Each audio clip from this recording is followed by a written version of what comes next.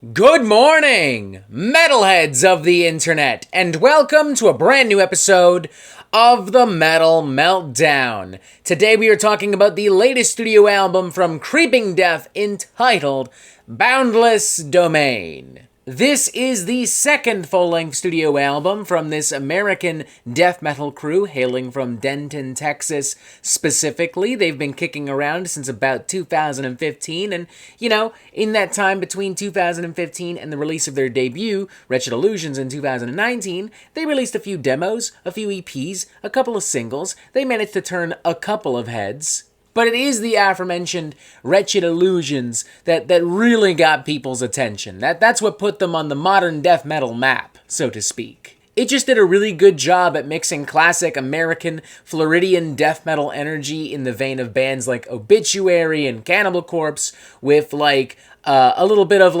Texan swagger and some thrashy, groovy undertones. Their 2021 EP, The Edge of Existence, was a great EP as well.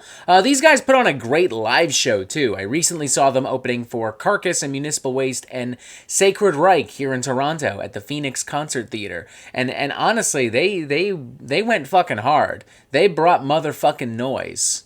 With all this in mind, there was no reason not to be excited for Boundless Domain, and I can very confidently and happily say that all of my expectations for this record have been met, and in some cases, ever so slightly exceeded. Offering classic old-school style brutality with modern flavor and flair and gravitas and sizzle, serving up multiple bowls of happy, hearty, healthy, meaty, and muscular Texan metal stew with a little bit of extra piss and vinegar and moonshine and whiskey. I will say, though, this is a slightly spicier and funkier Texan metal stew than what we're used to hearing from Creeping Death. Not drastically different, but there are definitely a few unexpected twists and turns and flavors. For instance, the presence of one Adam Dukaiewicz, I don't know how to pronounce his last name. It's Adam from Killswitch Engage. He is producing this record, and while he would not be my first choice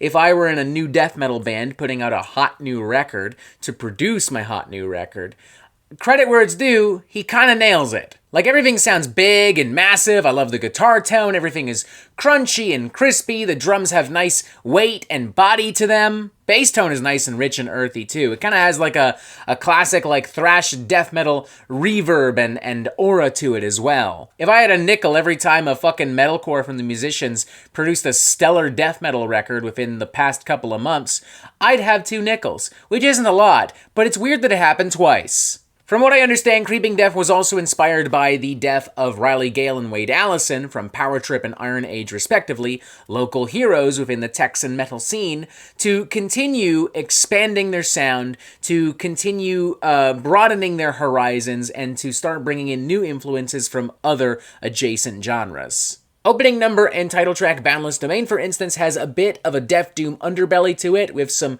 crippling, over-the-top, blistering, scalding riffage and percussion in the very beginning, but then slowing down in the chorus with some murkier passages and some doomier riffs. I mean, we're leaning more so towards death than we are doom, but it is kind of there. It reminds me a little bit of the last album from Hooded Menace, The Tritonous Bell, in that regard. Remnants of the Old Gods has a little bit of a doomy cloak and aura to it as well, with a pretty simple but effective Black Sabbath worship riff in the very beginning, before then channeling some more doomy progressions, and then eventually transitioning, honestly, into some pretty filthy kind of blackened death metal. Plenty of hardcore seasoning sprinkled across the record as well. I would say it's at its most obvious in tracks like The Parthian Shot and Curse, though, especially in those gnarly breakdowns. One of my favorites, though, would be The Common Breed. It kind of balances a lot of different sounds and styles from, classic late 80s American death metal to the point of appearing almost somewhat progressive. You have these more simplistic, brutal batterings that bring to mind Cannibal Corpse.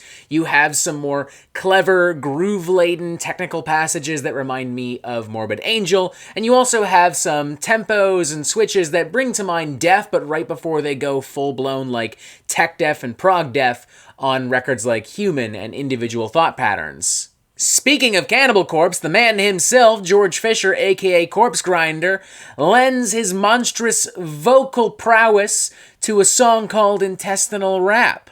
And it's absolutely devastating. It is a genuine challenge to not flip shit over when this track kicks in. Everything from the pounding, churning grooves to the absolutely sickening death metal vocal harmonies. It's absolute brutality, and I love it. Even stuff like Vitrified Earth, which fits pretty firmly within the realms of the groovy death metal we've come to expect from Creeping Death, even that's still great. Like, really well produced, really well performed, really well crafted. There's a lot of growth and depth here, which I appreciate, but despite that, this is a very unpretentious record and a very accessible and easy to approach record. Which, contrary to what some people would like to believe, is a great thing. Like, this is one of those rare records we talk about on the Metal Meltdown where I could probably play this at a party. Maybe not with my family, but definitely with some friends. And we'd have fun. I'm feeling a very enthusiastic 3.5 out of 5, leaning towards a 4 out of 5. Nothing on here is really blowing me away, per se,